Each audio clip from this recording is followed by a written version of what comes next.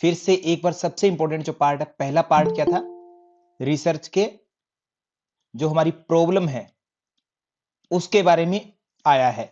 अब ये प्रॉब्लम है ना, यहां पर एक बात समझना, यहां पर थोड़ा सा ना बच्चों के अंदर अंडरस्टैंडिंग होती है, सर प्रॉब्लम का मतलब क्या है। अब प्रॉब्लम एक शब्द है, ओमिका जैन मैम, प्रॉब्लम एक शब्द है, इस प्रॉब्लम के अंदर काफी सारे पार्टीशन है, काफी सारे पार्टीशन है। जैसे सबसे पहले आप क्या करते हैं रिसर्च प्रॉब्लम के लिए, एक सेलेक्ट करते हैं अपना टॉपिक, टॉपिक सेलेक्ट करेंगे, ऑब्वियस कॉमन सेंस तो ये कहते हैं, एक टॉपिक को किया यानी उसको आइडेंटिफाई किया कि आपको क्या लगता है कि किस चीज पर आपको काम करना चाहिए, आइडेंटिफाई तो करो, ठीक है, सिलेक्ट किया, आइडेंटिफाई किया, उस टॉपिक को ले लिया, तो क्या मैंने ये कह दिया कि आप है ना कपालभाति और मोटापे का ये टॉपिक ले लो, तो इतने में काम चल जाएगा, नहीं, उसको आपको जो है एक्सप्लेन करना पड़ेगा, डिफाइन भी करना पड़ेगा, बोले तो डिफाइन, गैप फाइंड आउट करने पड़ेंगे आपको रिसर्च में, गैप कि आपसे पहले ऐसा क्या काम हो चुका है जो अभी तक मोटापे पर काम नहीं हुआ है, वो गैप डिफाइंड आउट। उस टाइम भी टॉपिक प्रॉब्लम को डिफाइन करते टाइम भी आपको जो है लिटरेचर रिव्यू करना पड़ता है शुरू में भी, और उसके बाद में प्रॉब्लम आपने बहुत अच्छे से डिफाइन कर ली कि हाँ मेरा टॉपिक यही रहेगा कि बच्चों पर मोटापे का जो इंपैक्ट है वो क्या आता है, मतलब बच्चों में मोटापा आता है तो उनको क्या क्या समस्याएं हो सकती है और एक्स्ट्रा, ठीक है। तो उसके लिए फिर से आप रिव्यू लिटरेचर करेंगे और अच्छे, इसी टॉपिक पर रिव्यू लिटरेचर और अच्छे से करेंगे। यानी लिटरेचर रिव्यू वैसे तो हमेशा प्रॉब्लम के बाद में होता है, बट इवन की लिटरेचर प्रॉब्लम को डिफाइन करने के लिए भी आपको लिटरेचर रिव्यू करना पड़ता है शुरुआत में, लिटरेचर रिव्यू, ठीक है, ओके। सेकंड स्टेप, जब लिटरेचर रिव्यू कर लेते हैं तो थर्ड स्टेप क्या आता है, थर्ड स्टेप आपने कल्पना कर ली। अब आप कल्पना करते हैं कि बच्चों में जब मोटापा आता है तो शायद बच्चों में भी जैसे बड़ों में क्या होता है, बीपी बढ़ जाता है, कोलेस्ट्रॉल बढ़ जाता है बड़ों में, और बच्चे में भी शायद ऐसा ही होगा, बच्चों में भी शायद ऐसा ही होगा, मेरा ऐसा मानना है, मुझे ऐसा लगता है। तो मैं ये क्या कर रहा हूं, हाइपोथीसिस, हाइपोथीसिस कल्पना कर रहा हूं कि शायद बच्चों में भी ऐसा ही होगा, मेरी कल्पना है ये क्या है, टेंटेटिव सॉल्यूशन, कि मुझे लगता है, और मैं बाद में वो चेक कर लूंगा कि एक्चुअल में आया टेंटेटिव, ठीक है, टेंटेटिव सॉल्यूशन, फाइनली हम चेक करेंगे सॉल्यूशन। थर्ड स्टेप हुआ, fourth step research problem, review literature, hypothesis, hypothesis के बाद में फोर्थ स्टेप आता है हमारा रिसर्च का डिजाइन, हो सकता है वो शब्द आपका डिजाइन करना, या आप कहीं पर इसको मेथोडोलॉजी यूज करेंगे, मेथोडोलॉजी शब्द आपने देखा होगा, या कहीं पर जो है रिसर्च के जो आपका करने का, हाँ रिसर्च डिजाइन, आरडी, आरडी बोल देते हैं इन शॉर्ट, ठीक है, आरडी या रिसर्च मेथोडोलॉजी, आरएम बोल दिया। तो ये इसमें आ जाता है कि आपको क्या करना है, कैसे करना है, क्या क्या करने वाले हैं, उसका एक तरह से सारांश इसी में ही होता है, सारांश, जो भी तरीके आप यूज करें, जो भी करने वाले, सब कुछ इसी में आ जाता है। फिर पांचवा जो आपने रिसर्च मेथोडोलॉजी कही है कि जी मैं बच्चों को चुनूंगा साउथ इंडिया से, तो वो जो कहा है आपने मेथोडोलॉजी में वैसा ही आपको करना है, वही आपको डाटा कलेक्ट करना जाना है, डाटा कलेक्ट वहीं से करना है। ऐसा नहीं है कि आपने कह दिया कि मैं साउथ इंडिया से बच्चे कलेक्ट करूंगा, कहा आपने रिसर्च में लिखा, बट आपने सोचा कि वहां तो बच्चे मिलते नहीं है, चलो मेरे घर के आसपास के बच्चे ले लेता हूं, मैं नॉर्थ इंडिया से हूं, मैं वहां से बच्चे ले लेता हूं, ठीक है। ऐसा नहीं करना चाहिए, अगर ऐसा करते हो तो ऑब्वियस बात है रिसर्च में कुछ ना कुछ वैलिडिटी नहीं होगी। वैलिडिटी बोले तो जो आप करने जा रहे थे सेम वैसा नहीं किया, कुछ और कर गए, यही है वैलिडिटी, इनवैलिड होना, कि जो आप मेजर करने जा रहे थे वो मेजर ना करके कुछ और मेजर करके, बेशक वो सही से मेजर किया आपने, नो प्रॉब्लम। जैसे ओमिका जैन में मेजर करना था हमें बुखार, और हमने मेजर कर लिया वेट, वेट एक्चुअल में सही मेजर किया, बट हम चले तो बुखार मेजर करने थे, वेट मेजर कर लिया तो गड़बड़ हो गई, तो इनवैलिड आई, ठीक है। All everything is right, but फिर भी ये इनवैलिड हो जाए क्योंकि हमने वह चीज नहीं मापी जो हमें मापनी चाहिए थी शुरुआत में। डाटा कलेक्शन, डाटा कलेक्शन आ जाएगा बोले तो हमारे पास में कुछ भी जो नंबरिंग आ जाएगी, उन नंबर को हमें ऐड करना है, या Z test, T test, F test, या जो एनोवा वगैरह जो भी टेस्ट लगाना है वो हम टेस्ट लगाएंगे इसमें, ठीक है। तो उसको क्या बोलते हैं, प्रोसेस करना, डाटा को प्रोसेस करना, प्रोसेसिंग या एनालाइजिंग बोल देते हैं, एनालाइजिंग बोल देते कहीं पर, या कहीं पर आप कंप्यूटिंग बोलेंगे, कंप्यूटिंग, कंप्यूट करना, ठीक है, गणना करना बोले तो डाटा एनालिसिस वगैरह जो भी आप वर्ड यूज करेंगे। गीता मिश्रा मैम, एक शब्द हमेशा नहीं मिलने वाला आपको, रिजिड नहीं होना है कि यही शब्द मिलेगा तो ही हमारा ठीक है, इसके लिए कुछ शब्द अलग अलग एग्जामिनर यूज करेगा, अंडरस्टैंडिंग होनी चाहिए। मैं बार बार कहता हूं पेपर वन रटने का नहीं, केवल अंडरस्टैंडिंग का है, अमरीश गिरी जी, अंडरस्टैंडिंग का। सेवंथ आता है रिसर्च रिपोर्ट तैयार करना, रिसर्च रिपोर्ट तैयार करना, रिपोर्ट, या फिर रिसर्च रिपोर्ट के बाद में आप क्या करते होते हैं, थीसिस को तैयार करते होते हैं, ठीक है, ओके। प्रश्न आया था कल, एक विद्यार्थी ने पूछा था कि सर जो ऑब्जेक्टिव्स है वो कहां पर तैयार करते हैं। एक तरह से लिटरेचर रिव्यू जो है उसी के अंदर आपने पढ़ा, तो आप अपने उद्देश्य भी डिस्कस करते जाते हैं, ऑब्जेक्टिव्स डिसाइड करते हैं, ऑब्जेक्टिव्स कि अभी तक ऐसा काम हो चुका है, मैंने ऐसा पढ़ा कि इतना तो हो चुका है, अब मेरा इसमें उद्देश्य ये है, मैं ये करना चाहता हूं कि ऐसा ऐसा ये पता करना चाहता हूं। तो लिटरेचर रिव्यू करते तो उसमें ऑब्जेक्टिव्स ही आपके क्लियर हो जाते हैं धीरे धीरे। जितना आप पढ़ोगे किसी चीज को, उसकी अच्छी और बुरी चीज का आपको पता लग जाता है। आप अपने दोस्तों के साथ रहते, किसी व्यक्ति को दूर से देखा, पहली दिन मिले तो शायद वो अच्छा लग सकता है, शायद वो बुरा लग सकता है पहले दिन, बट जैसे जैसे उसके साथ लंबे टाइम तक आप रहते हैं, सर्वाइव करते हैं उसके साथ में ही, तो आपको उसके पूरे अच्छे गुणों का और पूरे बुरे गुणों का पता लगता है। सेम ऐसा ही है कि आपने टॉपिक चूज कर लिया, आपको लगा कि बहुत अच्छा टॉपिक है, फिर जैसे जैसे उस पर आप अध्ययन करते हैं पहले की चीजों पर बहुत ज्यादा, तो आपको गहराई उसकी पता लगती जाती है और आपको उसमें एक्चुअल में क्या करना है वो समझ में आने लगता है, ऑब्जेक्टिव्स बनने लगते हैं आपके। ठीक है। और जब आप लिटरेचर रिव्यू करते हैं तो आपको यह भी पता लगता है कि जैसे भगवत गीता में यह लिखा है कि श्रेष्ठ मनुष्य जैसा जैसा आचरण करते हैं वैसा वैसा कहते हैं सामान्य मनुष्य भी आचरण करते हैं। यह बात पता लगी आपको। ठीक है। तो आपने इसको नोट कर लिया कि ये जो है कहां पर बात की गई है, गीता में बात की गई है, ऐसे गीता में बात की गई है, ऐसा हो गया। ठीक है। तो जहां जहां बात की गई यहां पर की गई है। एक शब्द आपको मिला योग चित्त वृत्ति, सपोज करो ये कर लिया कि चित्त की वृत्तियों का निरोध करना योग है, ऐसा कहीं मिला तो आपने नोट कर लिया कि ये पीवाईएस है, योग सूत्र में कही गई है। ये सारा आपने कर लिया। अब कल को जब आप 7th स्टेप पर आओ, रिसर्च रिपोर्ट तैयार करो, तो उसमें आपको मेंशन करना पड़ेगा कि हाँ जी ऐसा ऐसा योग सूत्र में कहा गया था और हमने भी देखो ऐसा ही पाया है। ठीक है। तो वो क्या बन गया, पहले से जब आपने इकट्ठा कर लिया इतना सारा मधुकर भारती साहब, इस सारे को जो इकट्ठा किया है, जो रेफरेंसेस, जो बिब्लियोग्राफी आपने इकट्ठी की है, मधुकर भारती साहब बिब्लियोग्राफी शब्द, ठीक है, जो भी आपने रेफरेंसेस, जो बिब्लियोग्राफी आदि आपने इतना सारा कलेक्ट किया, उसको वर्ड आया था पिग्गी बैंक, पिग्गी बैंक। ठीक है। इसको पिग्गी बैंक के रूप में हम यूज करते हैं जब हम रिसर्च रिपोर्ट तैयार करेंगे, तो एक एक रेफरेंस हमारे काम आता है कि ये चीज हमने वहां पढ़ी थी, उसको डायरी में लिखा हुआ है, उसको एज इट इज लिख लेते हैं, बाद में फिर से हमें एक एक चीज पढ़ने की जरूरत नहीं होती। ठीक है। तो यहां पर तैयार कर लेते हैं ऑब्जेक्टिव्स भी और बिब्लियोग्राफी भी, मधुकर भारती साहब। तो एक एक टॉपिक 7 स्टेप है, इसमें यूनिट 2 पूरा आपका कंप्लीट होता है। इसका मतलब क्या है डॉक्टर भारती साहब, कि एक एक स्टेप में अपने सब टॉपिक, सब स्टेप बहुत ज्यादा है, छोटे छोटे टॉपिक्स उसके अंदर इंक्लूडेड है बाद में। जैसे मैं ये कहूं डेटा कलेक्शन, तो डेटा कलेक्शन की बात करते हैं, तो डेटा कलेक्ट करेंगे तो उसमें आपके फील्ड के अंदर आपके साथ क्या क्या होगा, लोगों के साथ कैसा बिहेव करना है, आपके सैंपल को कैसे इकट्ठा करना है, सैंपलिंग आ गया, सब सब टॉपिक डेटा कलेक्शन करना, बोले तो सैंपलिंग। ठीक है। कैसे किया आपने, इन्हीं लोगों से डाटा क्यों लिया, औरों से क्यों नहीं लिया आपने। मैंने कहा कि मैं महिलाओं का जो है नॉलेज देखना चाहता हूं, तो मैंने कुछ पर्टिकुलर जो 50-60 महिलाएं कलेक्ट करूंगा रिसर्च में, वही क्यों कर रहा हूं, बाकी क्यों नहीं की। तो मैं उसका रीजन दूंगा कि मैंने ऐसे ऐसे सैंपलिंग की, है ना। डिजाइन और कलेक्शन में सैंपलिंग आ जाएगा, छोटे छोटे सब टॉपिक्स इंक्लूडेड है इनमें। तो वो धीरे धीरे हम एक्सप्लोर करेंगे। अभी हम मोटे तौर पर 7 स्टेप है उनकी बारीकियां देख रहे हैं। रिसर्च प्रॉब्लम हमने देखी कि उसके अंदर हम क्या करते हैं, टॉपिक को सिलेक्ट करना, डिफाइन करना, गैप फाइंड आउट करना, रिसर्च लिटरेचर करते हैं ताकि हमारे ऑब्जेक्टिव्स अच्छे से डिफाइन हो जाए, बिब्लियोग्राफी हमारी तैयार हो जाए, बोले तो इन फ्यूचर। ठीक है। हाइपोथेसिस, ताकि हम हमारी डायरेक्शन सेट हो जाए कि हमें किस डायरेक्शन में बढ़ना है, आगे किस डायरेक्शन में बढ़ना है। जैसे मैंने कहा कि मोटापे का छोटे बच्चों पर क्या प्रभाव पड़ता है, ये मेरा टॉपिक है। तो अब हाइपोथेसिस क्या होता है कि मैं ऐसे सोचता हूं कि मोटापा जब आता है तो बच्चों में भी बीपी बढ़ता होगा, क्योंकि मोटापे से बड़ों में मैंने देखा हुआ है कि बीपी बढ़ता है, ऐसा लिटरेचर रिव्यू में पता लगा। तो छोटे बच्चों में शायद बीपी बढ़ता होगा, है ना। शायद उनमें भी जो है कोलेस्ट्रॉल बढ़ जाता होगा, शायद उनमें भी जो है इनएक्टिविटी की वजह से मोटापा होता है, शायद, मेरे को ऐसा लगा। मैंने ये टेंटेटिव सॉल्यूशन हाइपोथेसिस बनाया, बट जैसे जैसे मैंने डाटा कलेक्ट किया और लास्ट में हो सकता है एनालिसिस के टाइम कि हो सकता है कि बच्चे तो एक्टिव होते हैं बट उनके जेनेटिक रीजन के कारण उनमें मोटापा बढ़ता है ना, मोटापे के कारण नहीं बढ़ता कहते। ठीक है। इनएक्टिविटी के कारण नहीं, बोले तो ऐसा कुछ हो सकता है, अलग भी पता लग सकता है। तो हाइपोथेसिस कल्पना होती है, वो ट्रू भी हो सकता है या रिजेक्ट भी किया जा सकता है, अप्रूव भी हो सकता है या डिसअप्रूव भी हो सकता है। ऑलवेज आप ये नहीं कहते कि हाइपोथेसिस ही ट्रू करना है आपको।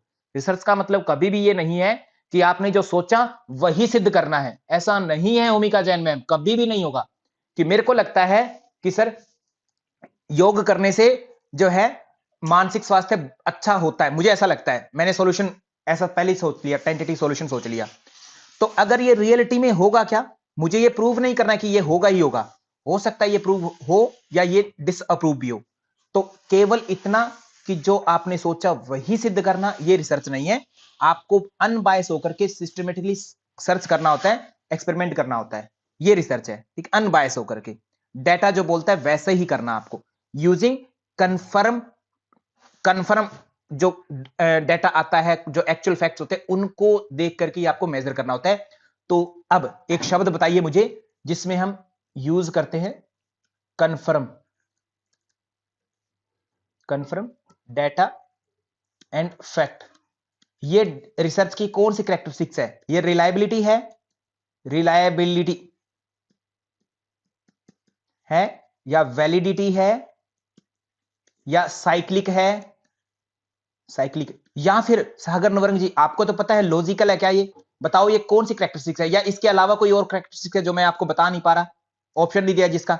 ओमिका जैन मैम जल्दी से आप उत्तर चुनेंगे, है ना कोई आप जल्दी उत्तर बताएंगे मुझे सबसे पहले बताइए। अब जब हम रिसर्च में कंफर्म डेटा या एक्चुअल फैक्ट यूज करते हैं तो वो क्या होता है, वो रिसर्च की कैरेक्टरिस्टिक्स कौन सी है, कैरेक्टरिस्टिक्स पूछा है मैंने, कैरेक्टरिस्टिक्स उनमें से पूछा है मैंने, तो research review is not a characteristics, doctor Geeta Mishra ma'am, characteristics नहीं है रिसर्च रिव्यू, ठीक है। कैरेक्टरिस्टिक्स पूछा है, रिलायबिलिटी, साइक्लिकल, 11 कैरेक्टरिस्टिक्स बताई ना मैंने, ठीक है। रिलायबिलिटी नहीं है मोनिका शेट्टीगर मैम, रिलायबिलिटी होती है टेस्ट रीटेस्ट, कि एक आपने किया तो दूसरा भी उसका करे सेम रिजल्ट आए, वो नहीं है, रिलायबिलिटी नहीं है, रिलायबिलिटी नहीं है यहां पर जूही भवानी मैम। मैंने हो सकता है 11 ऑप्शन है टोटल, इनमें से 4 ही ऑप्शन दिए हैं गलती से, शायद कुछ रह गया, कुछ ऑप्शन देना रह गया, कौन सा ऑप्शन नहीं दिया, एक्चुअल अनबायस होकर के जब आप यूज करते हैं, जैसा डाटा ने बोला वैसा ही यूज करना, ऑब्जेक्टिविटी होती है वो, ऑब्जेक्टिविटी, याद आया क्या। रिलायबिलिटी वो होती है जिसमें बार बार सेम कंसिस्टेंट रिजल्ट रहे, सेम रिजल्ट रहे लगभग। वैलिडिटी जो आप मेजर करना चाह रहे हैं वही मेजर करें। साइक्लिकल रिसर्च अपने आप में एक प्रॉब्लम होती है और वहां से शुरू होती है और सॉल्यूशन फाइंड आउट करते हैं, जो सॉल्यूशन होता है वो अगली बार के लिए फिर प्रॉब्लम बन जाता है, वो फिर नेक्स्ट सॉल्यूशन निकलता है, फिर प्रॉब्लम बनती है, घूमती रहती है रिसर्च, है ना, problem to solution, solution to problem. Logical बोले तो ये चीजें कड़ी अनुसार जुड़ी रहती है, कोहेरेंट होती है ना, पीछे से जुड़ी होती है, ऐसा नहीं है कि कुछ भी आपको लगा और आपने बोल दिया, ठीक है। आप उनको लॉजिकली एक्सप्रेस करते हैं रिसर्च में हर चीज को, ठीक है। आगे बात करते हैं स्टेप ऑफ रिसर्च, तो ये हमने कुछ कर लिए हैं पहले से चीजों को, तो आज हमारा टॉपिक आगे हाइपोथेसिस, कल हमने किया था हाइपोथेसिस, आज है रिसर्च डिजाइन।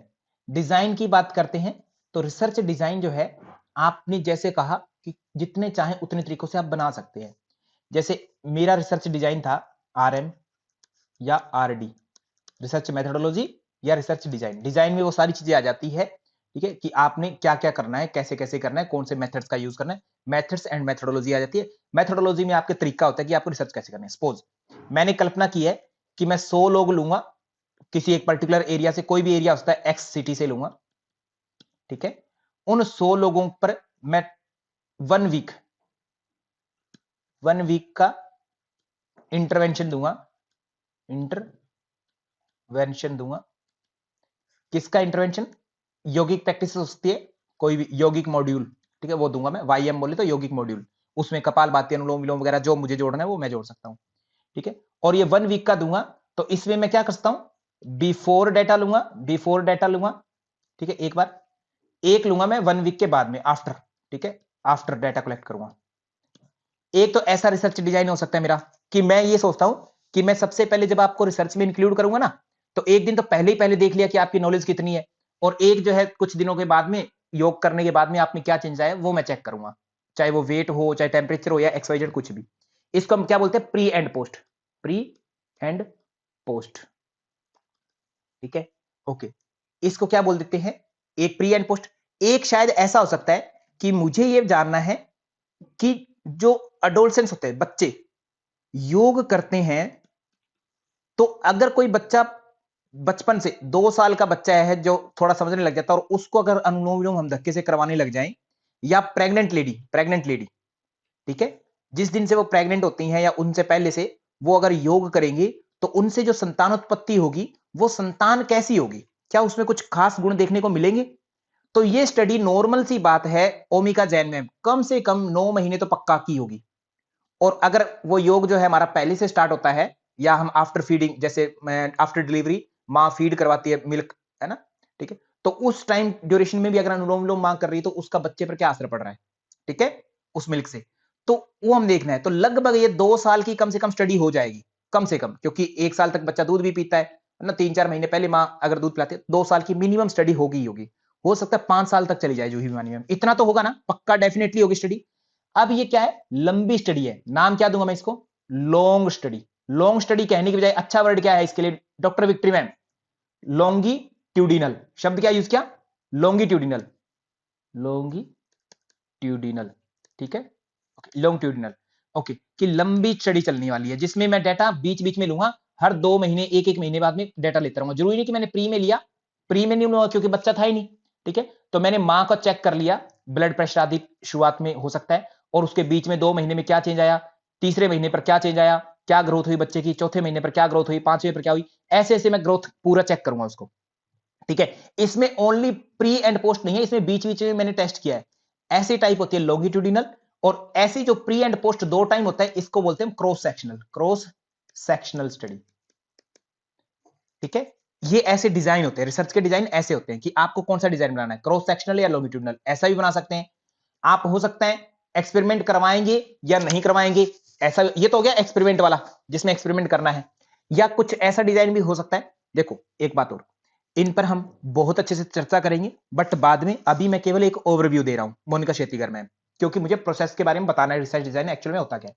या कभी कभी आप ऐसा कर सकते हैं, जैसे मैंने कहा कि एक वायरस आया है, एक वायरस आया है ऐसा, ठीक है, जिससे लोगों को इन्फेक्शन हो रहा है, इन्फेक्शन हो रहा है और मृत्यु हो रही है, मृत्यु हो रही है। अब वो वायरस क्या है और इन्फेक्शन कैसा होता है, उसमें शुरुआत में इचिंग होती है, ठीक है, इचिंग करता है, व्यक्ति करता जाता है और वो घाव बन जाता है, ठीक है, वुंड बन जाता है, और वो कभी भी जो है फिर ठीक नहीं हो पाता, कहता क्योर इनक्योरेबल होता है, और धीरे धीरे कहते हैं उससे ब्लड जो है निकलता है पूरा, और मृत्यु हो रही है।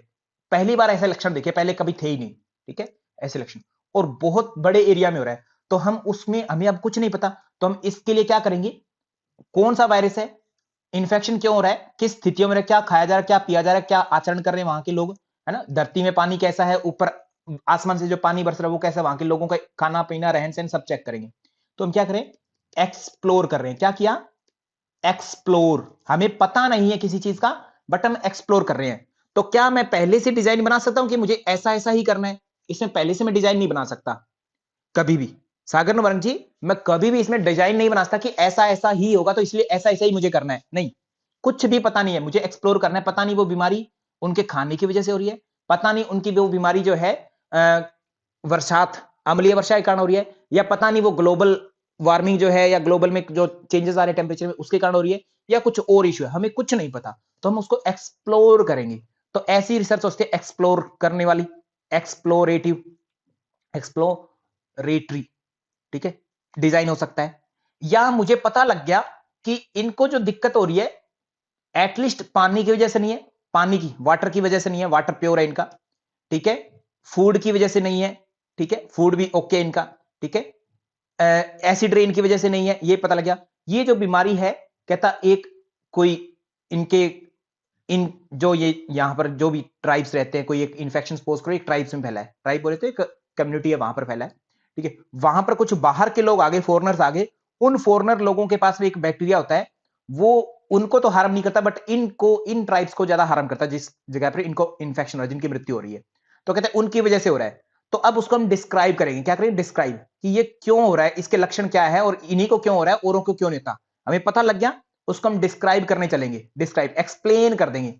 एक्सप्लोरेटरी में हम खोजते हैं, खोजना, एक्सप्लोर करना, खोजना, एक तरह से खोजना, ठीक है। डिस्क्रिप्टिव में हम डिस्क्राइब करते हैं, यानी एक्सप्लेन करते हैं कि ये हो रहा है, क्यों हो रहा है। जैसे मुझे पता लग गया कि कोई बच्चा जो है बार बार नेट ही हो रहा है, उसका जेआरएफ नहीं होता है, तो मुझे पता लग गया दिक्कत क्या है, ठीक है, और मैं उसके रीजन फाइंड आउट करूंगा, ठीक है, एक्सप्लोर करेंगे, और हम एक्सप्लोर करने के बाद में उसको क्या करेंगे, डिस्क्राइब कर देंगे कि हाँ जी ये रीजन है इसलिए नहीं हो रहा, और अगर ऐसा करेगा तो बच्चा ये सोल्यूशन होता है, ठीक है। Describe, explore and describe. तो एक्सप्लोर करेंगे, खोजेंगे, तो हमारे पास कोई भी एक स्ट्रक्चर नहीं है, अनस्ट्रक्चर वे में खोज करेंगे, अनस्ट्रक्चर जो मिल जाएगा हमें सबसे पहले चीज उन्हीं के बेस पर करेंगे। डिस्क्राइब हमें थोड़ा पता लग गया है, तो हम एक सिस्टमेटिक वे से डिस्क्राइब करेंगे, क्योंकि हमें सब पता है। जैसे मैं एक हूं काउ, द काउ, काउ के बारे में बताइए अपना, ठीक है, तो आपको सारी चीजें पता है, गाय क्या होती है उसके बारे में आप एज इट इज डिस्क्राइब कर देंगे, डिस्क्राइब कर देंगे एज इट इज, ठीक है, एज इट इज डिस्क्राइब कर देंगे, सारी नेचर बता देंगे आप, सब चीजें बता देंगे। मैं कहूं क्या कहते हैं, क्रोकोडाइल, क्रोकोडाइल, अब क्रोकोडाइल के बारे में हमें ज्यादा नहीं पता होगा, उसके शरीर के बारे में पता है, ठीक है, कि कैसा होता है, वो रेंगने वाला जीव है, पानी में और जीव जमीन पर रहता है, क्या खाता है, कब खाता है, कुछ नहीं पता, तो आपको पता लगाना है ये, तो क्या करेंगे, एक्सप्लोर करेंगे, आप उसके साथ हो सकता है उसको आप एक अपनी निगरानी में रखें, वो जो जो हरकतें करेगा उनको नोट करते जाएंगे। आपके पास में एक्चुअल डाटा नहीं है, तो आप उसको एक्सप्लोर करने वाले, खोजेंगे, पहले खोजने के बाद में डिस्क्राइब होता है हमेशा, ठीक है। तो एक्सप्लोर करते तो अनस्ट्रक्चर वे में होता है, डिस्क्राइब करते हैं तो आप एक स्ट्रक्चर वे में होता है, क्योंकि आपको एक चीजें पता लग जाती है तो स्ट्रक्चर बना लेते हैं आप, दो शब्द पता लगे।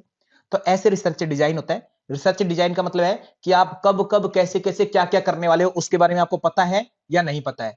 पता है तो बताइए, नहीं पता है तो एक्सप्लोर कीजिए, खोजिए। ठीक है, जैसे ये सारे क्वेश्चन का जवाब दिया जाता है रिसर्च डिजाइन में।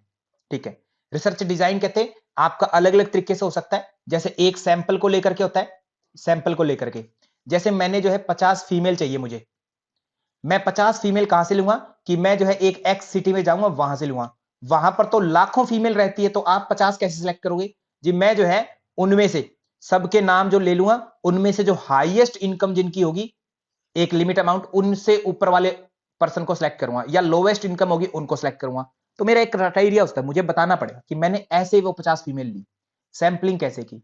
ठीक है, तो लोवेस्ट इनकम वाली मेरे पास 100 महिलाएं आ गई, उनको मैंने हो सकता है प्रोबेबिलिटी सैंपलिंग की होगी, नॉन प्रोबेबिलिटी की होगी, वो भी हम आगे पढ़ेंगे, अभी नहीं पढ़ रहे हैं जूही मैम। सैंपलिंग के टाइप होते हैं प्रोबेबिलिटी, नॉन प्रोबेबिलिटी। ठीक है, एनपी और पी, प्रोबेबिलिटी सैंपलिंग, पीएस और एनपीएस दो होते हैं, प्रोबेबिलिटी सैंपलिंग और नॉन प्रोबेबिलिटी। ठीक है, तो मैंने इस तरीके से कहते हैं वो 50 फीमेल सैंपलिंग हो गई। सैंपलिंग के बाद में होता है आपका ऑब्जर्वेशनल डिजाइन। ऑब्जर्व कैसे किया आपने? ऑब्जर्व, डाटा को लिया कैसे? डाटा को आपने क्रॉस सेक्शनल लिया, मतलब एक बार पहले ले लिया एक बार बाद में लिया, या आपने लॉन्ग स्टडी थी उसमें हर महीने लेते गए, लॉन्गिट्यूडनल ऑब्जर्वेशन था, कैसे ऑब्जर्व किया आपने? ठीक है, ऐसा। ठीक है, और क्या कर सकते हैं आप? स्टैटिस्टिकल, आपने जो स्टैटिस्टिकल डिजाइन बनाया है, आपने जो उनका डाटा लिया है, उस डाटा को आप टेस्ट कैसे करने वाले हैं, क्या क्या लगाने वाले हैं उस पर, टूल्स क्या क्या लगाएंगे, टूल्स। ठीक है, कि मैं जो है उसको SPSS एक सॉफ्टवेयर है उसमें डाल दूंगा सारे में, और उसका एनोवा आदि चेक करूंगा, उसका मीन एवरेज चेक करूंगा, उसका SD निकालूंगा, स्टैंडर्ड डेविएशन वगैरह, क्या निकालने वाला हूं मैं, वो हो गया स्टैटिस्टिकल। ठीक है, वो बनाना कि मुझे कैसे कैसे कौन से क्वेश्चन को डिजाइन करना और कैसे एनालाइज करना है। ऑपरेशनल डिजाइन, जो डिजाइन जो मैंने बनाया है उसमें जो मेरे सैंपलिंग है, स्टैटिस्टिकल है, ऑब्जर्वेशन डिजाइन है, उनको मैं कैसे नोट करूंगा कि ये मैंने सही किया या गलत किया, उसके लिए मुझे डिजाइन बनाना कि ये मैंने जो डिजाइन किए हैं सैंपलिंग, ऑब्जर्वेशन, स्टैटिस्टिकल, ये मैं सही कर रहा हूं या गलत कर रहा हूं। तो ऐसे 4 प्रकार के डिजाइन में हम रिसर्च डिजाइन को बांट सकते हैं, सैंपलिंग के लिए, ऑब्जर्वेशन के लिए, स्टैटिस्टिकल डिजाइन के लिए और ऑपरेशनल डिजाइन। जूही मैम 4 डिजाइन हो गए, ऐसे बांट सकते हैं। ठीक है, अब ये सैंपलिंग डिजाइन असल में होते कैसे हैं, इन पर भी हमें चर्चा करनी है, बट वो भी बाद में। अभी हमारा मेन फोकस किस पर है डॉक्टर मधुकर भारती साहब? अभी हमारा मेन 7 स्टेप पर है, 7 स्टेप को बताना क्या होते हैं 7 स्टेप, कैसे कैसे क्या क्या बातें होती है इनमें। ठीक है, पहला रिसर्च प्रॉब्लम होती है उसको डिफाइन करना। ठीक है, दूसरा रिव्यू होता है, लिटरेचर रिव्यू। तीसरा हाइपोथेसिस होता है। चौथा हमारा क्या होता है? मेथोडोलॉजी, RM या RD, रिसर्च डिजाइन बोला आपने। पांचवा जो है डाटा कलेक्शन होता है, डाटा कलेक्शन। सिक्स जो होता है एनालिसिस होता है, डाटा को एनालाइज करना। सेवंथ जो होता है क्या? रिपोर्ट तैयार करना, जो हमने फाइंडिंग्स की है उसको बताना। अब हम RD कर चुके हैं, रिसर्च डिजाइन, उस पर बात चल रही है, और फिर डाटा कलेक्शन आएगा, रिसर्च डिजाइन। तो रिसर्च डिजाइन कहते हैं आप 4 भागों में बांट सकते हो इसको। एक्सप्लोर किया जा सकता है, एक्सप्लोर, सपोज करो आपको कुछ नहीं पता तो आप क्या करेंगे? एक्सप्लोर करेंगे। डिस्क्राइब कर सकते हैं, अगर आपको पता है तो आप डिस्क्राइब कर सकते हैं, और डिस्क्राइब कर दिया कि एक बीमारी जो मृत्यु हो रही है वो एक कोरोना नामक वायरस के कारण हो रही है। अब इस कोरोना नामक जो वायरस है इसका डायग्नोज करना है, कैसे जांचेंगे, हमें पता कैसे चलेगा कि कोरोना से ही है या किसी और वजह से है? ऐसा कोई टूल क्रिएट करना। ठीक है, डायग्नोज करने के लिए, निदान करने के लिए, डायग्नोज। और एक्सपेरिमेंटल हो सकता है कि हम किसी को कुछ ना कुछ इंटरवेंशन देते होते हैं, इंटरवेंशन। ठीक है, जैसे मोटापा है, हमें पता है कि मोटापा क्यों हुआ, पता लग गया, अब इसका इलाज क्या होगा, तो मैं सोच रहा हूं कपालभाति से शायद हो जाए। तो इंटरवेंशन जिसमें दिया जाता है, एक्सपेरिमेंट जिसमें किया जाता है, वो एक्सपेरिमेंटेशन हो सकता है। ऐसे हम रिसर्च को 4 कैटेगरी में बांट सकते हैं, एक्सप्लोर, डिस्क्राइब, डायग्नोस और एक्सपेरिमेंटेशन। इस तरीके से हम रिसर्च डिजाइन को बांट सकते हैं। एक्सप्लोरेटरी डिजाइन हो सकता है जिसमें हम क्या करते हैं? एक्सप्लोर करते हैं, खोजते हैं। फॉर्मुलेटिव रिसर्च स्टडी, इसको फॉर्मुलेटिव, फॉर्म करना मतलब हम क्रिएट करेंगे कुछ ना कुछ। ठीक है, खोजेंगे, खोज करके हम कुछ ना कुछ क्रिएट कर रहे हैं, अभी हमारे पास कुछ है नहीं। डिस्क्रिप्टिव हमारे पास में डिस्क्राइब करने योग्य मैटर है उसको डिस्क्राइब करना, और एक्सप्लेनेटरी उसको एक्सप्लेन करना। ये कहते हैं हमारा डिजाइन हो सकता है इस प्रकार से रिसर्च के। इसके अलावा केस स्टडी हो सकता है, वन सिंगल आइटम पर, सिंगल कोई भी पर्सन हो सकता है या कोई घटना फिनोमिना हो सकता है। ठीक है, उस पर हम डेप्थ में एनालिसिस करते हैं एक चीज को लेकर के, केस स्टडी बोलते हैं उसको। सर्वे हो सकता है जैसे चुनावों में होता है, चुनाव इलेक्शन होता है, इलेक्शन में सर्वे करवाते हैं कि कौन सी पार्टी जीतने वाली है, उससे पहले ही हमें पता लग जाता है कि ये जीतेगी या नहीं जीतेगी।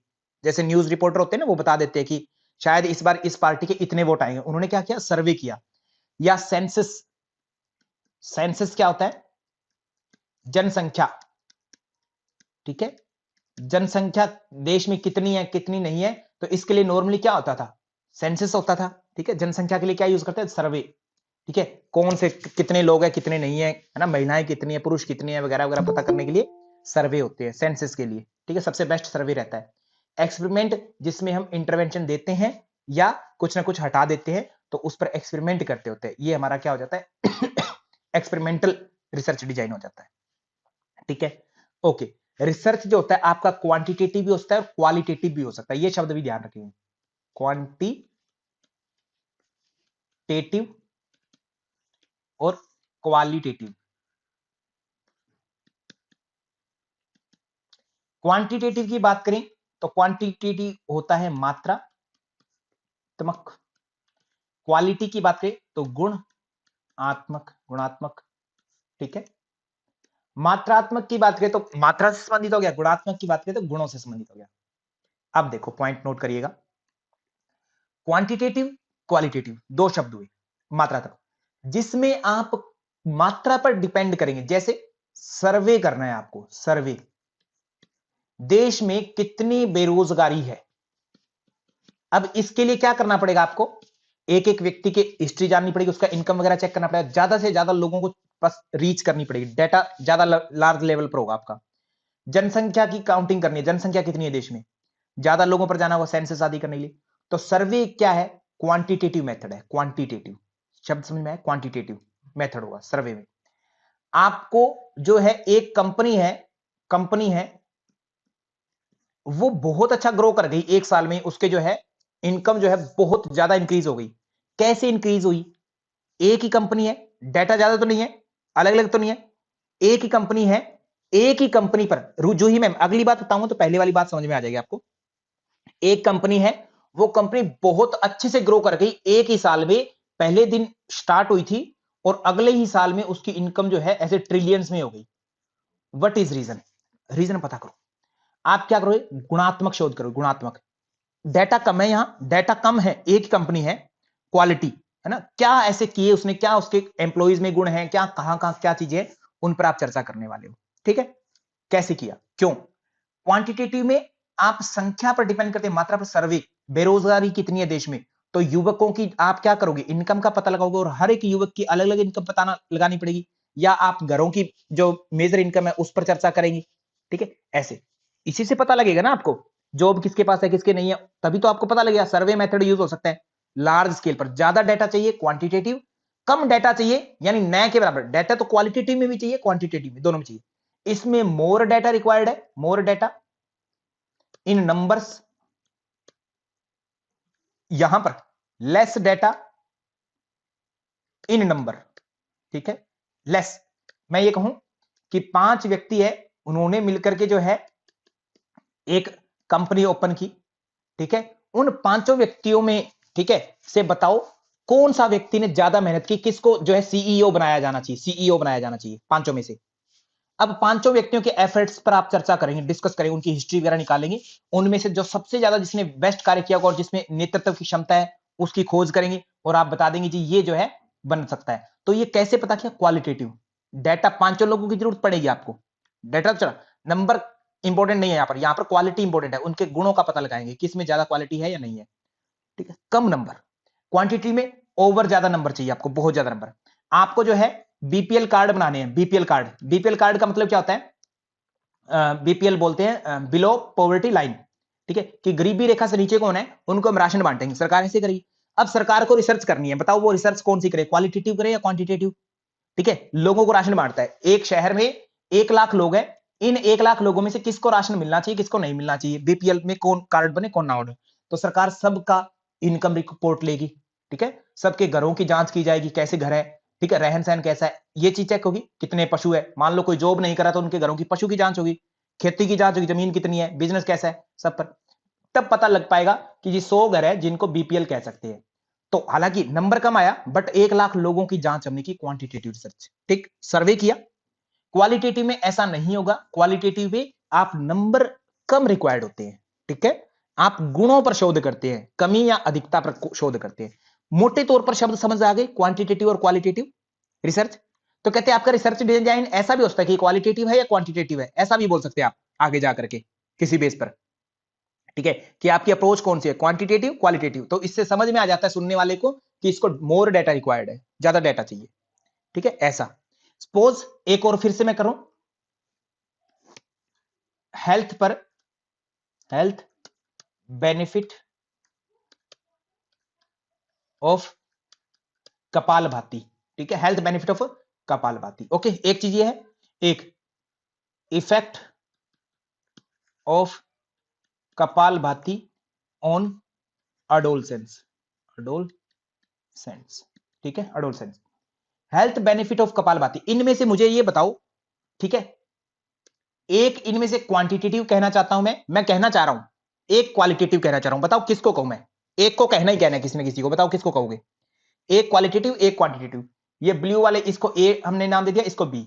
आप बताइए क्वालिटेटिव किसको कहेंगे, क्वालिटेटिव शब्द मैंने यूज किया, क्वालिटेटिव, क्वालिटेटिव किसको कहेंगे, क्वालिटेटिव इन दोनों में से ए को कहेंगे या बी को कहेंगे, बताओ स्वाति चौहान मैम, क्वालिटेटिव किसको बोलेंगे, ए टॉपिक को बोलेंगे या बी टॉपिक को बोलेंगे, दोनों में से एक को चूज करना है, बस एक ही चूज करना है, ये आपकी मजबूरी है ना, दो में से एक ही ऑप्शन चूज कीजिए। Sagar Navrang ji, effect of kapalbhati on adolescent, किशोर, किशोर किशोर होते हैं ना, किशोर 13 से लेकर के 19 साल वाले विद्यार्थी, उन पर, ठीक है।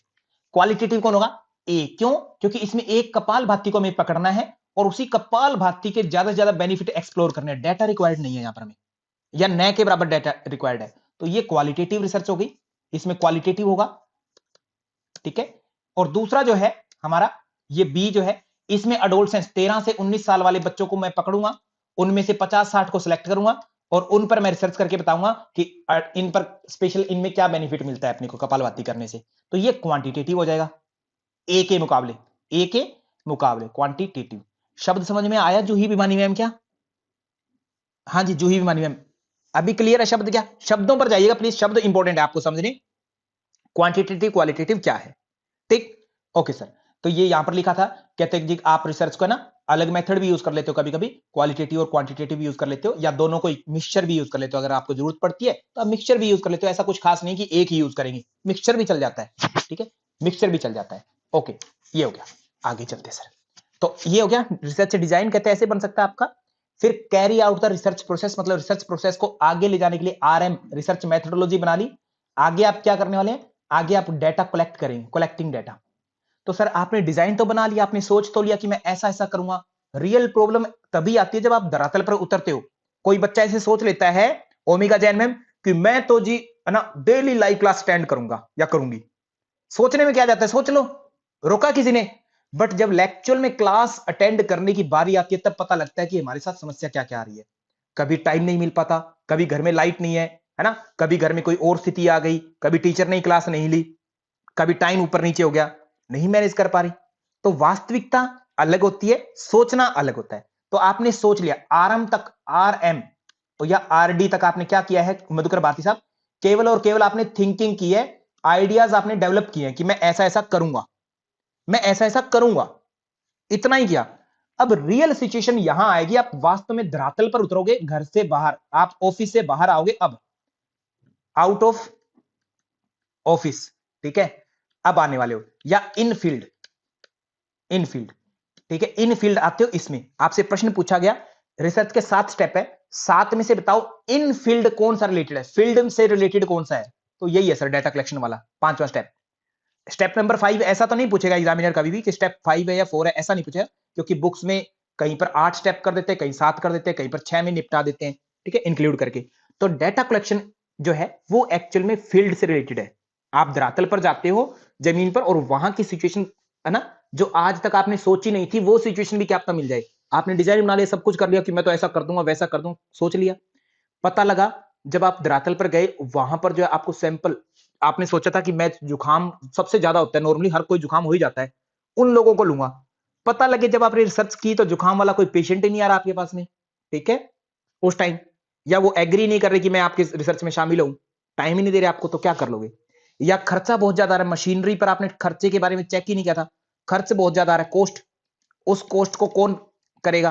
अगर कोई जेआरएफ कैंडिडेट है, सपोज करो यूजीसी हमें क्या देती है, जेआरएफ देती है, जूनियर रिसर्च फेलोशिप, कि आप रिसर्च करोगे तो आपको स्कॉलरशिप देंगे हम, ओके।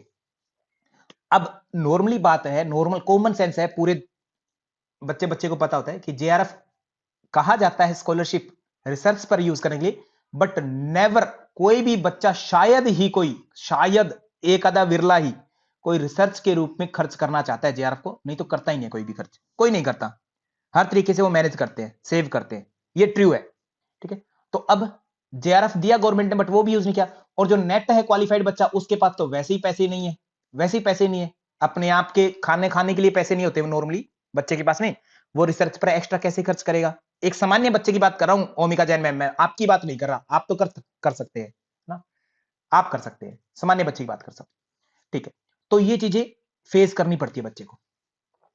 तो why the research design is decided, जब आपने रिसर्च डिजाइन डिसाइड किया था, तब रिसर्चर क्या करता है, कोलेक्ट्स डेटा, रिकॉर्ड इंफॉर्मेशन रिकॉर्ड करता है, कलेक्शन करते समय डेटा का जो कलेक्शन होता है, तो उस समय बहुत सारी बातें होती है, alternative available to collect data, relevant data, आपको जो है डेटा कलेक्ट करते समय चीजों को ध्यान रखना होता है। The researcher should select one method of collecting data, researcher को कहते हैं एक मेथड सेलेक्ट करना होता है कि किस तरीके से मैं डेटा कलेक्ट करूंगा। Into count the nature of investigation, investigation का नेचर कैसा है उसके हिसाब से, स्कोप कैसा है, ऑब्जेक्टिव कैसे है, उद्देश्य क्या है आपके, जैसे मुझे मेजर करना था ओबेसिटी, तो ओबेसिटी मेजर करना है तो मुझे केवल बीएमआई से काम चल जाएगा मेरा, ठीक है। अगर मुझे जुकाम आदि को मेजर करना था तो मुझे जो है उसका वायरस आदि का चेकअप करवाना पड़ेगा कि कौन सा वायरस है या किस कारण से हुआ है, ठीक है, ये जो भी है उसको चेक करना पड़ेगा, क्या ऑब्जेक्टिव्स है मेरे, फाइनेंशियल कॉस्ट कितनी आएगी उसके हिसाब से आप डाटा कलेक्ट करते हैं, अपना टूल बनाते हैं, टाइम कैसा है आपके पास में, पेशेंट्स आपको टाइम कितना देंगे कितना नहीं, और एक्यूरेसी, आप कितनी एक्यूरेसी चाहते हो अपनी रिसर्च में, उसके हिसाब से आप उतना अच्छा टूल यूज करते हैं वेट मेजर करने के लिए, है ना, या कोई भी डेटा कलेक्ट करने के लिए। अगर आप सर्वे मेथड यूज कर सकते हैं तो आप इनमें से कुछ भी जितनी चाहें उतनी ज्यादा से ज्यादा मेथड यूज कर सकते हैं, ठीक है, कितने भी फॉलोइंग वे से यूज करते हैं, जैसे ऑब्जर्व करते हैं, सपोज करो कलेक्ट, आपको केस स्टडी करनी है, केस स्टडी ऑब्जर्व कर सकते हैं, ऑब्जर्व क्या होता है, सपोज करो एक बच्चा, एक बिहेवियर है किसी का, वो नॉर्मल है या अब नॉर्मल है, ये क्लासिफाई करना है आपको। तो अब आप उसको ये कहेंगे कि जी मैं आपका व्यवहार नोट कर रहा हूं, तो वो हो सकता है जानबूझ करके थोड़ा सा, है ना, जब हमें कहा जाता है कि मैं तुम्हें चेक कर देख रहा हूं, छोटे बच्चे को कहा जाए कि मैं तुम्हारी हरकतें नोट कर रहा हूं, तो बच्चा जो है आपके सामने थोड़ा अच्छा अच्छा व्यवहार करने की कोशिश करा, जैसे ही आप चले जाओगे फिर वो अपनी शरारतें करनी शुरू कर देता है, नॉर्मली ऐसा ही होता है। तो बिहेवियर आप बिना बताए नोट करेंगे डेफिनेटली, ठीक है। तो बिहेवियर आदि को नोट करते हैं तो आप क्या करेंगे, ऑब्जर्व करेंगे, और ऑब्जर्व उसको कभी कभी ऐसा होता है कि हमें बताना होता है, जैसे मैं ये कहता हूं कि मैं आपका मोटापा नोट करूंगा, ठीक है, तो हमने बता दिया तो ऑब्जर्व कर रहे हैं उसको, ठीक है, किसी तरीके से। कुछ ऐसी चीजें होती है जैसे व्यवहार, ठीक है, वो हम बता देंगे तो वो चेंज हो जाता है, पैटर्न में चेंजेस आ जाते हैं व्यवहार करने वाले व्यक्ति के, तो इसलिए हम बिना बताए करेंगे। तो ऑब्जर्वेशन कर सकते हैं, कहते कलेक्शन जो है इंफॉर्मेशन का, कहते हम खुद का ऑब्जर्वेशन, इन्वेस्टिगेटर्स ओन ऑब्जर्वेशन, या तो खुद ऑब्जर्व कर सकता है विदाउट इंटरव्यूइंग, बिना उसको पूछे, उससे पूछेंगे नहीं कि तुम्हें कैसा खाना पसंद है क्या नहीं, बिना उसको पूछे ऑब्जर्व किया जा सकता है, ठीक है। और जो उसके साथ में हो रहा है, जो घटनाएं हो रही है, उनको हम कलेक्ट कर सकते हैं, obtain related to current happenings, जो आसपास में घटनाएं हो रही है उनसे संबंधित जो होती हैं चीजें। The method is very expensive, observation वाला मेथड एक्सपेंसिव होता है क्योंकि रिसर्चर को जो है शामिल होना पड़ता है एक्टिविटीज में। जैसे एक कोई ट्राइब है, कोई एक कबीला है अंडमान निकोबार पर, ठीक है, अब वहां के लोगों के बारे में आपको रहन सहन जानना है, तो कैसे जानोगे, यहां पर बैठे बैठे तो जान नहीं लोगे, आपको उनके पास जाना पड़ेगा, पास जाना पड़ेगा तो आपकी जान माल को खतरा हो सकता है, तो आपको सिक्योरिटी का भी प्रबंध करना पड़ेगा, आपको अपना सिस्टम जो है वो भी कैरी आउट करना पड़ेगा साथ में, तो खर्चा तो अच्छा खासा आ जाएगा, ठीक है। तो एक तरह से एक्सपेंसिव हो जाता है ये ऑब्जर्वेशन वाला। And information gathered in such a manner is limited, और इंफॉर्मेशन भी आपको सिस्टमेटिक पूरी नहीं मिलती, कुछ ही वे में मिलती है जितने टाइम तक आप ऑब्जर्व करते हो, सारी इंफॉर्मेशन तो नहीं मिल सकती एक बार में। Method is not suitable for research where large samples are required, जहां पर आपको बहुत बड़े स्तर पर सैंपल चाहिए, बहुत ज्यादा मात्रा में, 1 लाख लोगों को, है ना, या सपोज करो 1000 लोगों को आपको चेक करना है, उसको भी आप ऑब्जर्व नहीं कर पाते। आप ऑब्जर्व कर सकते हो 1 या 2 व्यक्ति को एक टाइम पर, ज्यादा लेवल पर नहीं कर सकते। तो इसलिए कहा कि लार्ज सैंपल जहां पर चाहिए होता है, यानी क्वांटिटेटिव रिसर्च में ऑब्जर्वेशन काम की नहीं है, नो। क्वालिटेटिव में काम की है, क्वालिटेटिव कि कोई कंपनी कैसे ग्रो कर रही है, उसके हर चीज को आप ऑब्जर्व कर सकते हो। ऑब्जर्व, एम्प्लॉइज कैसे काम करते हैं यहां पर, ठीक है, सीईओ कैसा है, कैसे डिसीजन लिए जाते हैं, ठीक है, एडवर्टीजमेंट कैसे होती है, इन चीजों को आप ऑब्जर्व कर सकते हो एक ही चीज पर। बट बहुत ज्यादा बड़े स्तर पर हजारों कंपनियां उनको नहीं कर पाएंगे, क्वांटिटेटिव के लिए फायदेमंद नहीं है ये अप्रोच, ठीक है, क्वालिटेटिव के लिए फायदेमंद है। तो ऑब्जर्वेशनल मेथड समझ में आया थोड़ा सा। Swati Jethudi ma'am, Juhi Bhiwani ma'am, Sagar Navrang ji, please कुछ लिखिए, मैं आपके प्रश्न का इंतजार कर रहा हूं। ऑब्जर्वेशन, ऑब्जर्वेशन कहते स्ट्रक्चर्ड हो सकती है, जैसे मैंने ये बात कही कि आप क्या कर रहे, खोज रहे हैं। एक्सप्लोरेटरी, पहले शब्द आया था एक्सप्लोर करना। एक कंपनी क्यों ग्रो कर रही है आपको नहीं पता, किसी को भी नहीं पता है, तो आप बस खोज रहे हैं, आप पता करने लग गए कि वहां के सीईओ अच्छे हैं, एम्प्लॉइज अच्छे हैं, या एनवायरमेंट अच्छा है, या काम ही बहुत आसान है, जिस फील्ड में वो काम कर रहे हैं उसके कंपटीटर कोई नहीं है, तो वो ऑब्वियस बात है वही ग्रो करेगी। सपोज करो एक कोई कंपनी है जो कोल्ड ड्रिंक्स बनाती है, ठीक है, और कोई कंपटीटर ही नहीं है, उसने अपने कंपटीटर को खत्म कर दिया। उसका काम ये नहीं है कि मैं अच्छे प्रोडक्ट बनाऊं, वो क्या करती है अपने कंपटीटर को खत्म करती है बस। तो डेफिनेटली केवल वही कंपनी ग्रो करेगी और कोई कंपनी बचेगी नहीं। तो शायद क्या पता ये रीजन हो, आप बस खोजने निकल पड़ते हैं और कुछ भी आपके पास आधार नहीं है, आप हर दिशा में चर्चा करते हैं, तो अनस्ट्रक्चर वे में होता है अनस्ट्रक्चर। तो अनस्ट्रक्चर्ड, कोई स्ट्रक्चर्ड ना हो, वो है एक्सप्लोरेटरी, और जिसमें आपको पता लग गया कि ये कंपनी जो है यहाँ के एम्प्लॉइज बहुत अच्छे हैं, तो फिर आप एम्प्लॉइज पर ही आप काम करेंगे, उन्हीं एम्प्लॉइज के बारे में डिस्कस करेंगे, डिस्क्राइब करेंगे। स्ट्रक्चर्ड वे हो जाता है ऑब्जर्वेशन, स्ट्रक्चर्ड वे मतलब ऑब्जर्वेशन जो होती है आपकी स्ट्रक्चर्ड और अनस्ट्रक्चर्ड दोनों हो सकती है, ये मैंने पहले एक्सप्लेन किया इस शब्द को। पार्टिसिपेंट ऑब्जर्वेशन हो सकता है, आपने जैसे एक कबीले के अंदर चले गए, अंडमान निकोबार पर, और वहां पर लोगों का रहन सहन कैसा है, तीज त्योहार कैसे बनाते हैं, वो उनका अध्ययन करना है। तो उनमें आप क्या करते हैं, वैसे ही कपड़े पहन लेते हैं, वैसे ही हो जाते हैं, उनको बिना बताए उन पर जो है उनके हाव भाव, उनके विचार, उनको त्योहार आदि को सेलिब्रेट करते हैं, बताते नहीं कि मैं रिसर्च कर रहा हूं, उनके अंदर पार्टिसिपेंट बन करके ही वैसा व्यवहार करते हैं, और उससे आपको पता लग जाता है। ये सेम ऐसा समझिए, सीआईडी सीबीआई वाले होते हैं, डॉक्टर गोगावट सर, वो क्या करते हैं कि अगर कोई घटना है उसका पता लगाना है, तो कभी कभी वो खुद ही जो है उसमें शामिल हो जाते हैं उन एक्ट में, ठीक है, मूवीज में जैसे दिखाते हैं, तो उसका पार्ट बन करके आप जो है चीजों को सोल्व करते हैं, ठीक है। एक होता है नोट पार्टिसिपेंट ऑब्जर्वेशन, कि आप पार्टिसिपेंट नहीं बने उसमें, उन लोगों के बीच में शामिल नहीं हुए, ठीक है। जैसे छोटे बच्चे हैं, छोटे बच्चों के साथ में आपको रिसर्च करनी है, तो उनके जैसा बन तो नहीं सकते।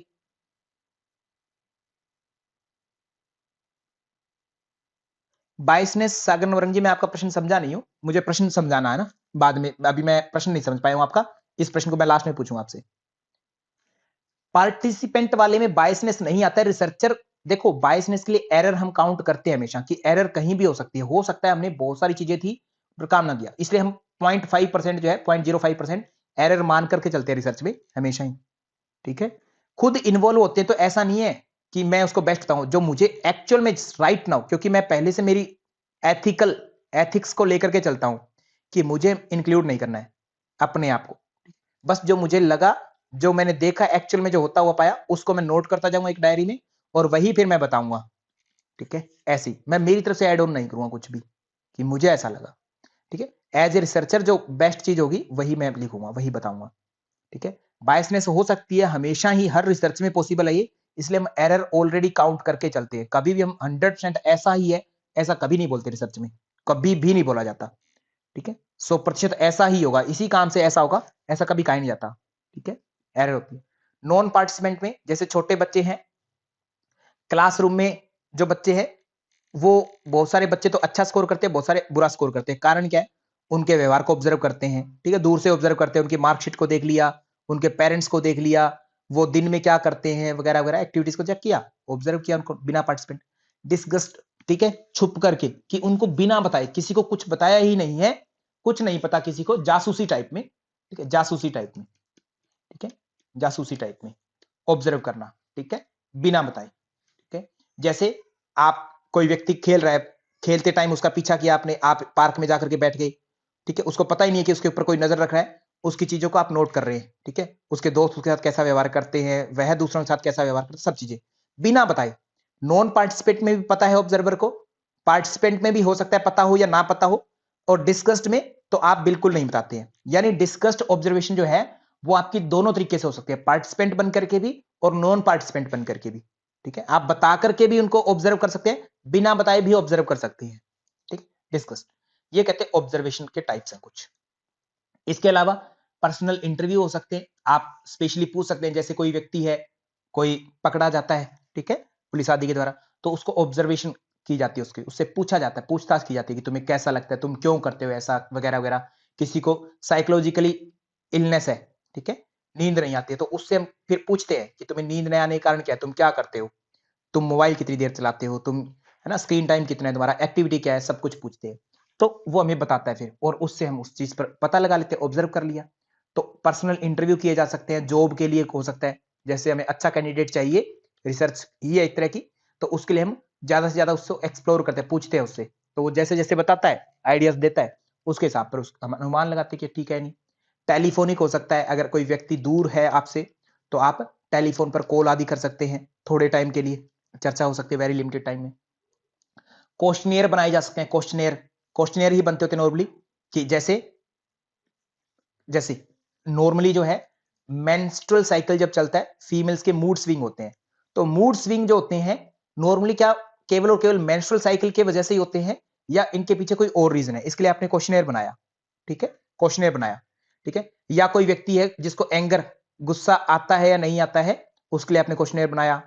किसी को इंसोमनिया है या नहीं है, एक तो आप मेजर कर सकते हो, ठीक है, नींद नहीं आती देखते हैं, और दूसरा क्वेश्चनर बना सकते हो कि क्या आपको सोते ही नींद आ जाती है, या सोने के बाद में आप घंटों तक करवटें बदलते रहते हैं, ऐसा ऐसा क्वेश्चनर बनाया, बना सकते हैं आप, ठीक है। तो क्वेश्चनर के थ्रू भी जो है आप टेस्ट कर सकते हो। क्वेश्चनर आपके 3 टाइप के हो सकते हैं, क्लोज्ड एंडेड हो सकते हैं। क्लोज्ड एंडेड कौन से होते हैं, आपके नेट जेआरएफ में, ओमिका जैन मैम, कौन से क्वेश्चन पेपर आता होता है नेट जेआरएफ में, एग्जाम जो होता है उसमें कौन सा आता है, क्लोज्ड आता है या ओपन एंडेड आता है। गीता मिश्रा मैम, मेरा प्रश्न ये था, क्लोज्ड या ओपन। सर क्लोज्ड होता है, 4 में से एक ही ऑप्शन चूज करना है और कुछ नहीं, कुछ भी नहीं। ओपन एंडेड ऐसे टाइप के क्वेश्चन, ठीक है, जैसे आपका नेम क्या है, आप अपनी मर्जी से बताएंगे, ओपन एंडेड है, जो बताना है वो बता सकते हैं, जो बताना है वो बता सकते हैं, ठीक है। कंबाइंड में कुछ क्वेश्चन आपके क्लोज्ड होते हैं, कुछ क्वेश्चन आपके ओपन होते हैं, ठीक है, ओके डन। ये कंबाइंड होते हैं क्वेश्चनर। इस तरीके से क्वेश्चनर भी आपसे पूछे जा सकते हैं, ठीक है। ये आपका डाटा कलेक्शन के तरीके हैं। अब डाटा जब कलेक्ट करते हैं तो इनमें आपके स्केल होते हैं, स्केल, स्केल, स्केल अलग अलग टाइप के हैं, बहुत सारे टाइप के हैं, ठीक है, बहुत सारे टाइप के हैं। कभी कभी एन, नॉमिनल स्केल सुना होगा, नॉमिनल स्केल सुना है क्या, nominal, Geeta Mishra ma'am, nominal scale सुना है, स्केल मेजर करने के लिए, मेजरिंग टूल, ठीक है, नॉमिनल स्केल, जिसमें हम क्लासिफिकेशन करते होते हैं, क्लासिफिकेशन, नेमिंग करते हैं, नेमिंग, नॉमिनल नेमिंग, जैसे कोई सिटी है, ठीक है, या किसी का नाम है ए बी सी, ये नेमिंग किया हमने, तो ऐसे टूल जिसमें हम नेमिंग करते हैं नॉमिनल स्केल हो जाता है। ऐसा जिसमें हम ऑर्डर नियमित करते हैं कि फर्स्ट रैंक किसका है, सेकंड रैंक किसका है, थर्ड रैंक किसका है, ऑर्डिनल स्केल हो जाता है। जिसमें हम 0 से 10, 10 से 20, 20 से 30, है ना, ऐसा स्टेप ऐसा करते हैं, वो अपना इंटरवल स्केल हो जाता था, इंटरवल, ठीक है। ऐसा एक रेशियो स्केल होता है जिसमें तीनों के गुण होते हैं। अब ये एक्चुअल में क्या है, इनको हम कल पढ़ेंगे, कंटिन्यू करेंगे कल। अभी के लिए बस इतना पता है कि 4 प्रकार के स्केल होते हैं, आपकी बुक्स में दिया गया है, ठीक है, बुक्स में दिया गया है, आप गूगल जरूर कीजिएगा, वहां पर पढ़िएगा, यूट्यूब पर पढ़िएगा, या इन पीपीटी में ऑलरेडी दिया गया, आप एप्लीकेशन पर पहले ही पीपीटी को पढ़ करके आना, ताकि हम कल इसको अच्छे से डिस्कस कर पाए, आपको समझ में आए। ठीक है, स्केल होते क्या है, ये क्या है, मेजर करने के लिए, मेजरिंग वेरिएबल, चर मापन की वेरिएबल्स को कैसे मेजर करते हैं, किस स्तर पर मापते हैं, उसके लिए होते हैं क्वेश्चनर के स्केल। ठीक है, स्केल 4 ये मेन है, इसके अलावा भी बहुत सारे स्केल होते हैं मेजर करने के लिए। आप प्लीज पढ़िएगा कल, ताकि हम इस पर चर्चा कर पाए। अब हम कुछ क्वेश्चंस लेते हैं, क्वेश्चन पर चर्चा करते हैं।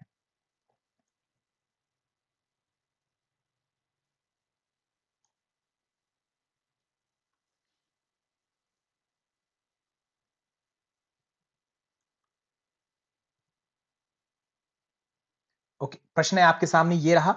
प्रश्न का उत्तर जरूर देंगे, कृपया आंसर दीजिएगा।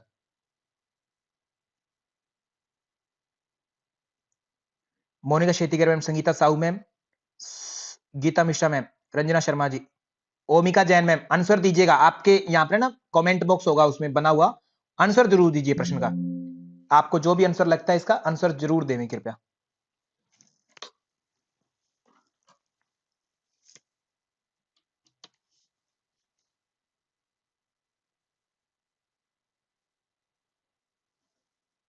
ओके, और जो भी मानिए सोच समझ करके उत्तर देवें, ऐसे कुछ भी उत्तर ना दे देवें। मधुकर भारती साहब, आपसे आंसर की उम्मीद है सबसे पहले, है ना, आप ही आंसर दे पाएंगे इसका सही उत्तर। ओके, तो ये शोध रिसर्च के कंपोनेंट है, सीक्वेंस अरेंज करने बोले तो एक तरह से रिसर्च के जो स्टेप है उनमें से। तो सबसे पहले इनमें से क्या करते हैं, डेटा को एनालाइज करते हैं। क्या सर, डेटा को एनालाइज करने की बात की जाए तो ये 6 स्टेप होता है, आफ्टर कलेक्शन होता है, एनालाइज आफ्टर कलेक्शन। तो पहले स्टेप बना लेते हैं, पहले तो स्टेप जो हमें पता है वो बनाते हैं। रिसर्च प्रॉब्लम होता है, आरपी होता है, ठीक है, पहला स्टेप। दूसरा, रिसर्च लिटरेचर रिव्यू होता है, ठीक है, एलआर, लिटरेचर रिव्यू। थर्ड क्या होता है, थर्ड होता है हाइपोथेसिस, हाइपोथेसिस होता है। फोर्थ क्या होता है, रिसर्च डिजाइन होता है या आरएम होता है, मेथोडोलॉजी। पांचवा क्या होता है, डीसी, डाटा कलेक्शन होता है। सिक्स क्या होता है, एनालिसिस होता है, एनालाइज करना या प्रोसेस करना डाटा को, ठीक है। सेवंथ होता है रिपोर्ट तैयार करना या थीसिस बना देना, ठीक है, या फाइनल अपना सबमिशन करना, ऐसा कुछ करके जो भी नाम दे। तो सबसे पहले अब इसमें क्या होता है, एनालाइजिंग, तो देखो 6th नंबर पर आ गया, ठीक है, 6th नंबर पर ई हो गया ये। ड्रॉइंग कंक्लूजन, कंक्लूजन की बात करें तो सबसे पीछे लास्ट में कंक्लूजन है, जब मैंने एनालाइज कर लिया तब मैं कंक्लूजन करूंगा, रिपोर्ट को ही कंक्लूजन बोलते हैं एक तरह से, एंड पॉइंट सी बोल देंगे इसको सबसे लास्ट में, सी, ठीक है। ओके, ये होगा ओमेगा जैन मैम, प्रश्न को समझिए अच्छे से, निकालते हैं इसको उत्तर। और क्या है, कलेक्टिंग डेटा, कलेक्टिंग डेटा को बी बोला तो बी हो गया। ड्रॉइंग कंक्लूजन हो गया। Preparing a research plan, research plan एक तरह से प्रॉब्लम पहले से आप प्लान करते थे, यहां तक प्लानिंग होगी एक तरह से यहां पर, ठीक है। ये रिसर्च डिजाइन को एक्चुअल में बोलते थे प्लान, ठीक है, प्लान, इसको ए बोल दिया आपने, ठीक है। और फॉर्मुलेटिंग ए रिसर्च क्वेश्चन और ऑब्जेक्टिव, ऑब्जेक्टिव्स और क्वेश्चन कहां बनते हैं अपने, जितना आप चीजों को पढ़ोगे, जितना किसी के साथ में रहोगे, उतना उसके बारे में ज्यादा पता लगेगा। तो डॉक्टर मधुकर भारती साहब, आपने ज्यादा से ज्यादा लिटरेचर रिव्यू किया, इस तरीके से आपको पता चला, एक किताब को बहुत अच्छे से पढ़ा आपने, 10-15 बार पढ़ा, तब आपको पता चला कि इस बुक्स में कितनी गलतियां हैं जिनको सुधारने की आवश्यकता है। बोले तो प्रॉब्लम है इसमें, उसका सॉल्यूशन फाइंड आउट करने की आवश्यकता है। ऑब्जेक्टिव्स आपने डिसाइड किए, ठीक है। तो ऑब्जेक्टिव्स को क्या बोल रहे हैं आप यहां पर, डी, डी। तो सीक्वेंस देखो, डी ए बी ई सी, ये सीक्वेंस है, डी ए बी ई सी। कभी भी डिट्टो जो आप पढ़ते हो पेपर 1 में, डिट्टो शब्द कहीं नहीं मिलेंगे एग्जाम में, अंडरस्टैंडिंग वाले शब्द है ये, इनका मीनिंग निकालना पड़ेगा। 7 स्टेप है, इनका हमने मीनिंग निकाला और आंसर बन गया हमारे सामने, है ना। मीनिंग निकाल करके, डिट्टो रट के काम नहीं चलेगा, जो भी रटोगे तो आपका प्रश्न हमेशा गलत हो जाएगा। तो अब इस प्रश्न का क्या हुआ, डी सबसे पहले उत्तर होना चाहिए, तो डी एक में ही है, ठीक है, हो गया उत्तर अपना। ऑप्शन नंबर 2 राइट होगा, समझ में आई। ओमिका जैन मैम, ऑप्शन नंबर 2, 2 का मतलब है बी, बी कहते होते हैं उत्तर, ऑप्शन नंबर बी, ए नहीं है ये, बी, ठीक है। 2 बार ए लिखने से बी नहीं हो जाएगा ओमिका जैन मैम, 2 बार ए लिखने से भी वो ए ही ऑप्शन रहेगा, ठीक है। बी, बी ऑप्शन है इसका राइट उत्तर। सीक्वेंस अगर पता होगी स्टेप्स की तो ही उत्तर दे पाओगे, नहीं तो हमारे पास इस प्रश्न का कोई उत्तर नहीं होगा। 7 स्टेप पर चर्चा कीजिए पहले, उसको पढ़िए कि यही 7 स्टेप ऐसे ही क्यों है, आगे पीछे क्यों नहीं हो सकते ये। क्योंकि सपोज करो डाटा कलेक्शन सबसे पहले रख लिया, तो फिर डाटा कलेक्शन किया किस नाम का आपने। कोई व्यक्ति ये कहे, जैसे पीएचडी में ना डॉक्टर गोगावत सर, कई बच्चे ऐसे होते हैं पीएचडी में आते हैं, कहते जी मैं है ना एक स्कूल में पढ़ा रहा हूं, मैंने डाटा तो पहले ही कलेक्ट कर रखा है सर, ठीक है, तो मुझे आप पीएचडी में एडमिशन दे दीजिए, है ना, और मैं पीएचडी सर बहुत जल्दी कर दूंगा, तुरंत कर दूंगा। क्या ऐसा पॉसिबल है, एथिकली पॉसिबल है, नेवर सर। डाटा पहले कलेक्ट कर ही नहीं सकते। इसका मतलब आपने साइंटिफिक रिसर्च नहीं की है। अगर कोई ऐसा कहता है कि मैंने डाटा कलेक्ट करके मेरे पास सब कुछ है जी, एक्सेल में बनाया पड़ा है, बस आप मुझे अनुमति दीजिए मैं कर लूंगा, वो एथिकली इम्पॉसिबल है। एथिकली मे बी शायद ये हो जाए पॉसिबल, कोई व्यक्ति अगर करना चाहे तो हो जाए, बट ये एथिकली सही नहीं होती है चीज। कभी डाटा कलेक्शन आप पहले कर ही नहीं सकते रिसर्च प्रॉब्लम को डिफाइन किए बिना। ठीक है, एनालाइज आप डाटा कलेक्शन के बगैर कर ही नहीं सकते। कोई कहीं मैंने एनालिसिस पहले कर रखा है अब मैं डाटा कलेक्ट करूंगा, इम्पॉसिबल है सर। तो सिस्टमैटिक 7 स्टेप ऐसे ही चलेंगे। ठीक, नेक्स्ट चीज सर आपके सामने ये रहा स्क्रीन पर, और इस प्रश्न का अंडरस्टैंड कीजिए और फिर उत्तर दीजिए। अंडरस्टैंड कीजिए पहले और फिर उत्तर दीजिए।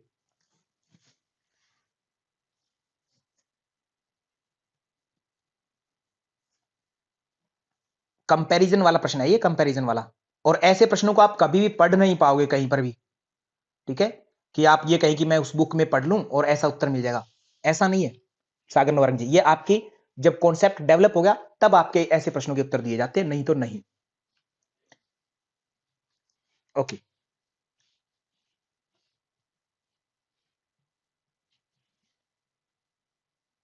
ओमिका जैन मैम क्लास में है या चले गए आप? शायद लगता है चले गए। गीता मिश्रा मैम आप उत्तर दीजिए। Gogawat sir, Juhi Bhimani ma'am, Archana ma'am,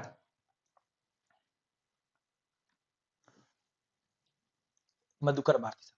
formulation of a research problem can be compare to formulation. Research जो है उसका फॉर्मुलेशन करना, ये पहला स्टेप है, शुरुआत का ना, आरपी रिसर्च पहला है।